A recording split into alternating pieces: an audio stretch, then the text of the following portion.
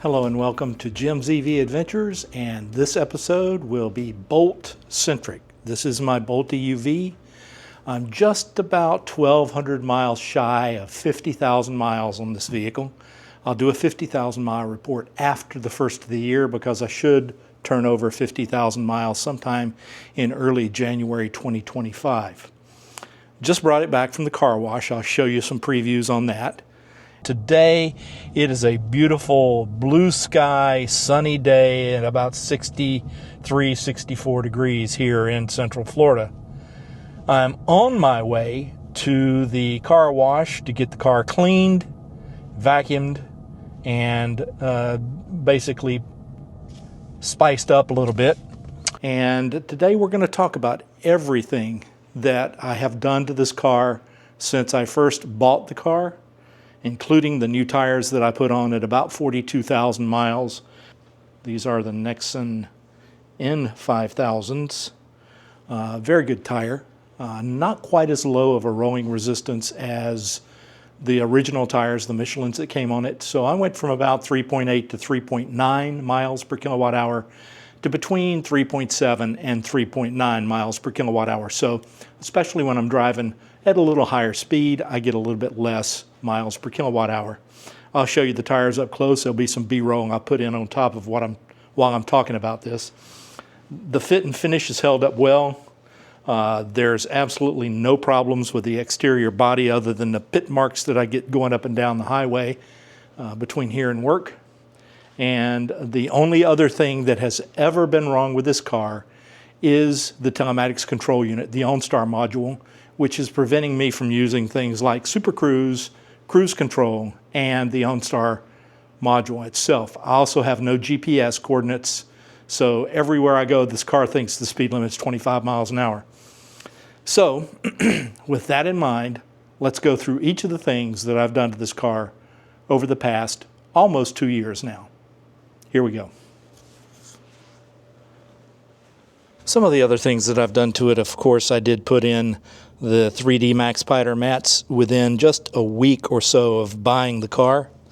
I've been using those ever since. I did do a test on the Best EV Mod mats, and those will replace these as soon as these are worn out. That's how long I keep on keeping on with the car. Going into the back of the vehicle, as you can see, it's pretty much set up with Minnie Mouse for the granddaughter. Have all kind of books, all kinds of other things back here for her to keep her very busy. But the back seat is very comfortable.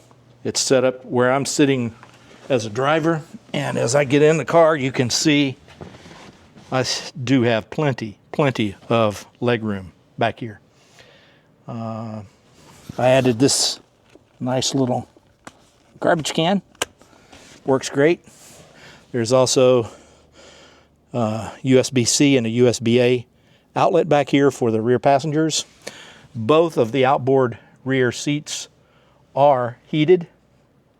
So if there's somebody in the car that wants to have seat heater, they can. And as you can see, I do have the roof open at this point in time, not the actual glass, but the roof itself, so you can see the light. So let's first of all talk about what's wrong with the vehicle. Right now, as you can see right here, no GPS, which means when I choose the map icon, I wind up somewhere in Detroit, Michigan. You can see right here, Detroit, Michigan. I cannot do anything with the maps on this vehicle at this point in time, and that includes the other map system that was installed on the car, which I've since removed. My Chevrolet also does not work. As you see, I can look at the owner's manual, but if I try to contact OnStar, I can't do it, even if I sign in.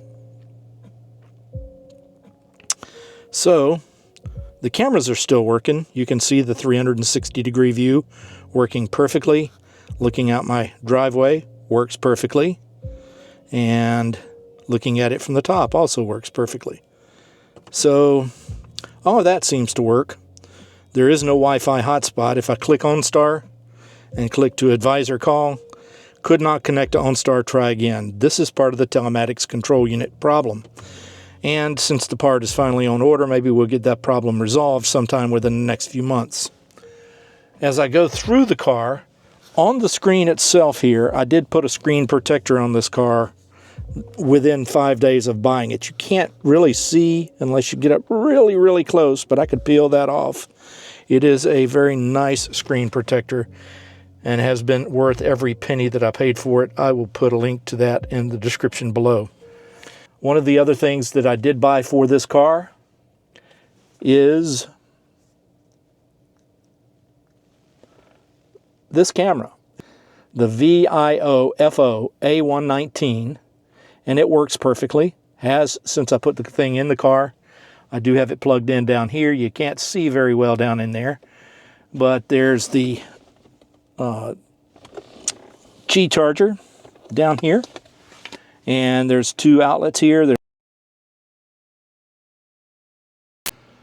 The outside rear portion of the car is still in very good shape.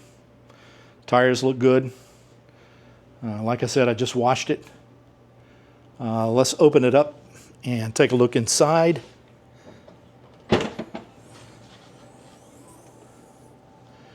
As you can see, it has plenty of room back here. There is plenty of room underneath here. That's where I have my A to Z adapter, stuff for work, just a junky trunk like most people have. Moving around to the passenger side of the vehicle. Again, easy entry for the granddaughter. There's Minnie again. And the seats. Let's take a look at the seats. This is black leather, not the dark blue leather that's in all the other trims. This is actual black leather. Only on the Redline edition did they use that. Here is the mats. On this side of the car, you can see that's very, very well kept. A little organizer between the seats here.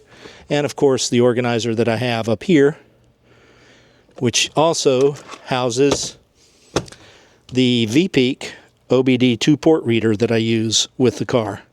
That's how I knew I had a problem with my telematics control unit. As a matter of fact, we're going to go through that in greater detail later. Interior of the car is still in great shape. Okay, let's take a look under the hood. Here's the battery that I had to replace, and believe me, this is not an easy thing to get in and out of the car. 1, 2, 3, 4 bolts that you have to take out in order just to get all this minutia from around the battery itself. And it is a AGM battery. Right here, AGM. And I'll just put up on the screen what that means and why you should always buy an AGM battery for your EV. And for those of you who are wondering, yes, I do vacuum and clean out from under the hood at least once every 10,000 miles. Always have done that for every car I've ever owned, whether it's an internal combustion engine or an EV. As you can see from here, there's 1, 2, 3 separate cooling loops on this. One of them is for the battery, one of them is for the electronics, and one of them is to keep your car cool, period. Got a standard brake system on the car, just like most vehicles do today. One of the things that I do want to point out while I'm under the hood here is this is one of the places that you have many fuses. Many fuses. So there's a fuse block under the left side of the dash just below the driver's left knee, and there's this one, and both of them are important to know about. Also, what I would advise anybody to do, whether you've got a new or a used bolt, is to make sure this one is pushed closed. The first week I brought this home, this was loose, just like it is how I'm showing you now. And I closed it, and I've not had any problems, but that could have been a major disaster if moisture gets under there and then drips into the fuse box. These are all the control components. High voltage signified by the orange wires going in and out of the unit.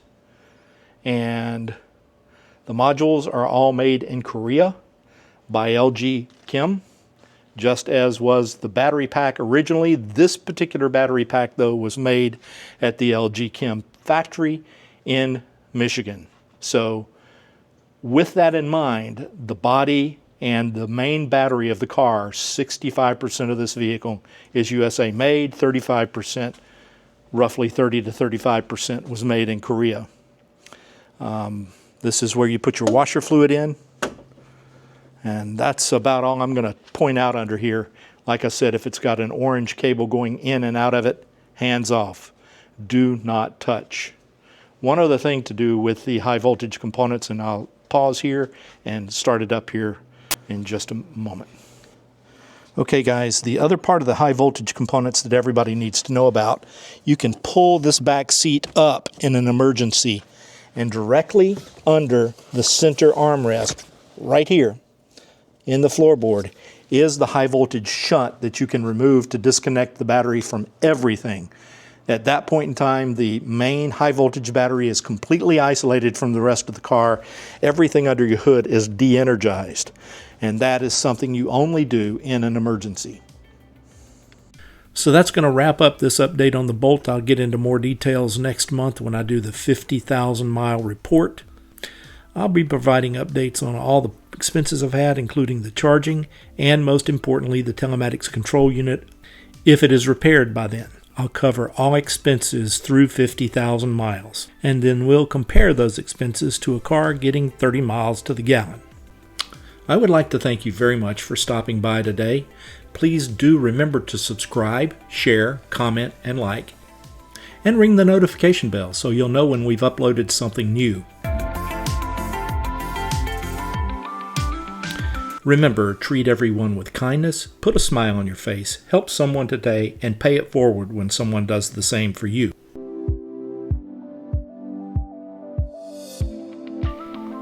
Again, thank you very much for stopping by today. We look forward to seeing you again in the very near future, or somewhere along the route from point A to point B. Take it easy, everybody. See you all real soon.